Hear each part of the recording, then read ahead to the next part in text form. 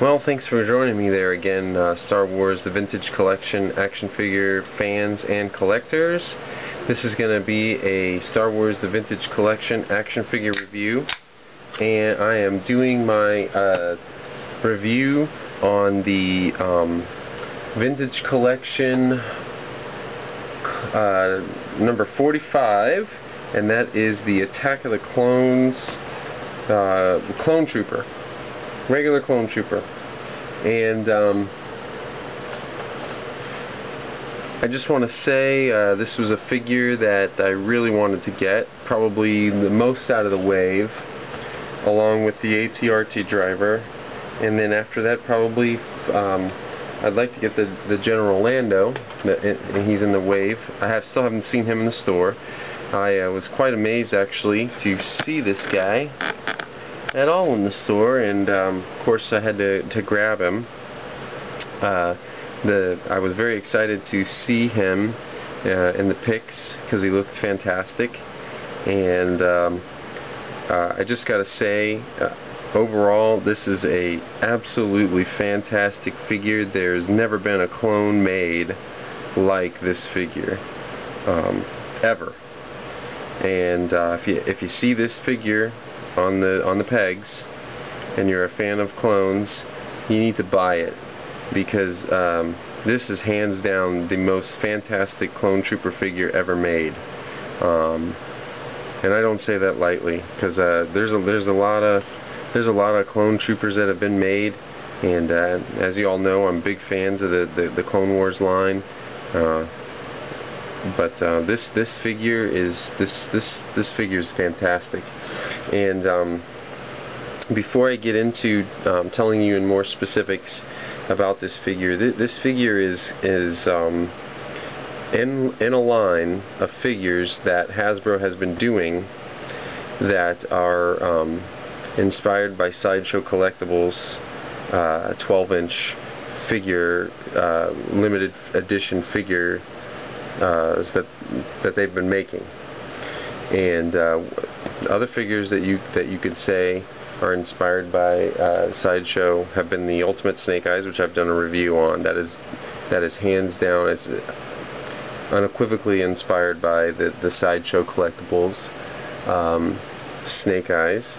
And let's see, I'm trying to think of another one. I know there's another one that has been made. Pretty much the entire Pursuit of Cobra line, with the high detail and amazing accessories that have been supplied with them, are really all, in a way, inspired by the Sideshow Collectibles. And this is a Star Wars figure that has been as well. The only thing that we don't get with these Hasbro figures is things like the extra hands and all those detachable things that make the figure more articulated, which I don't know how they could do that in a 3 3/4. You'd probably lose the hands. But I want to say, before I start off the review, there's a couple of gripes though that I do have about this figure, and that is the hands.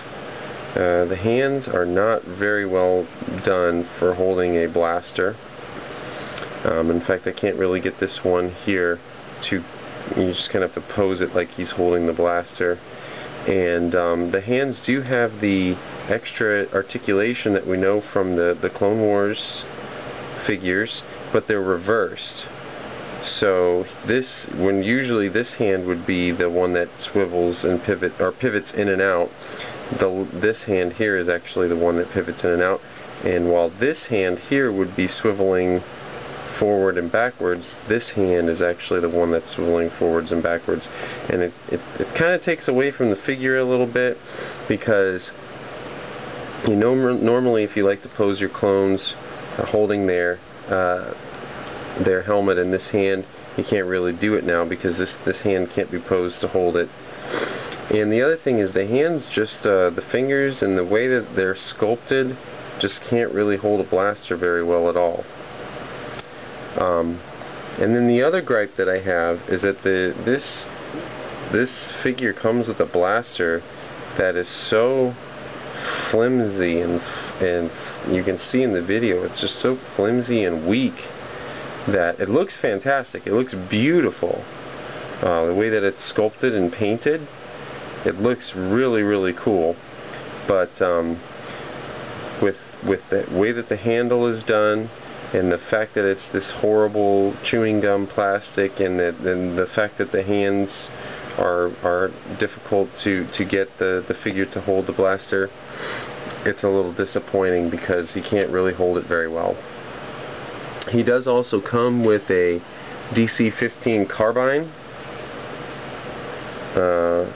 I haven't really posed him with it because I was more interested in getting him to hold the rifle. It's the same plastic, but since it's smaller, it's not as bad. And then with this blaster, it has a little really skinny part in here and in here, so it's sort of disappointing. I wish they would have molded it in harder plastic because, man, this is a really great blaster mold. Alright, so on to the figure. So the sculpting on him is just, it's like if you took one of the stills out of the movie, basically, and made it into a little 3 3/4 inch figure. I mean, the sculpting is fantastic, and like the chest piece, the way that it's sculpted, it looks just like the movie. The helmet is the masterpiece, I think. It's so movie accurate, it's not even funny, and it's very well painted. It's large enough so that when you put it down on the figure's head, it goes all the way down to the shoulders. Doesn't look like it's too small, or it doesn't look like it's too large. It looks like it's just right. The articulation, because of the shoulder bells here, they're sort of large. You kind of have to monkey with the way that they go into the arm joint, but you can get them to go up about that far. So that's about as high as you can get him, but that's pretty good. He's a clone. He doesn't have to do crazy Jedi tricks or anything. He's got more than 90 degrees in both arms, which is good. Told you about the articulation in his hands already. And the ball joint in his chest is very well articulated. I mean, he can do some good moves. The ball joints in the hips, he can almost do a 90-degree angle here on both legs. So that's really better than any clone. He's got 90 degrees in both knees, and he's got very well articulated ankle joints. It's not one of those sticky ankle joints where you can't really get it to do very much. It's pretty good. It's pretty good. So you can get this guy into some really good poses, and but he won't look like he can hold his gun very well. That's the only problem. The last thing I want to cover is he's got a new face sculpt, and it's an interesting face sculpt. I don't dislike it, but I don't prefer it over the old sculpt. I think it's very well done in proportion to the body of the figure, and also to the head. We've gotten some stormtroopers that can't keep their helmets on very well, but this is a nice fit. It's on there. It doesn't fall off, and also the head is molded in the skin tone. So in taking your helmet off over and over again, you won't lose the paint on the nose like you did on some other figures, like the 30 tac stormtrooper and so forth. So anyhow, that's all I pretty much want to say about this guy. He's pretty darn cool. I just got to find him a new blaster rifle, that's all, because the one that he comes with just doesn't really work out, and it's sad because it's very cool looking. So that's going to do it for this review. Please feel free to subscribe, comment, like, and do all those things that a good YouTuber should do. And until next time, may the Force be with you. Bye-bye.